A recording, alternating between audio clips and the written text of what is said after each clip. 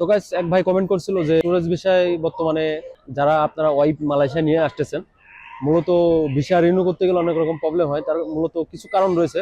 কারণ আমি আমার ওয়াইফকে যখন মালয়েশিয়া নিয়ে আসছিলাম তখন কিন্তু ভিসা রিনিউর যে সিস্টেমটা অনেক ইজি ছিল। এখন বর্তমানে রিনিউ করতে গেলে অনেক প্রবলেম হয়, কারণ পত্র যায় ওর একটা সিস্টেম রয়েছে, মানে সকালবেলায় আপনি সকালবেলা থেকে ওরা একটা কোটা সিস্টেম করে রাখে। যেমন একদিনের ভিতরে 70 জন 80 জন ওরা ভিসা রিনিউ করবে, এর বেশি যদি হয় ওরা রিজেক্ট করে দেয়।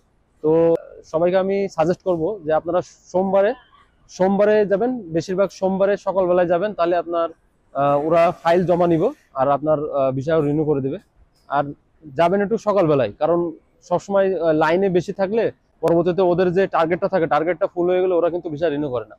আর অনেকই দালাল আছে মালয়েশিয়ায় বর্তমানে, এই যে যারা ওয়াইফ নিয়ে আসতেছেন অনেক দালাল আছে টাকা খাওয়ার জন্য আপনার বসে রয়েছে।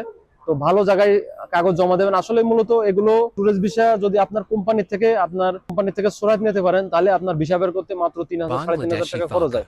আর প্লেন টিকিট যেটা এটাই খরচ, ঠিক আছে। আর যদি আপনি কন্ট্যাক্টে নিয়ে আসেন সেটা অন্য বিষয়। তো যাই হোক, আজকে আপনাদের এই ইনফরমেশনটা দিলাম। সবাই ভালো থাকবেন, সুস্থ থাকবেন। আল্লাহ হাফেজ।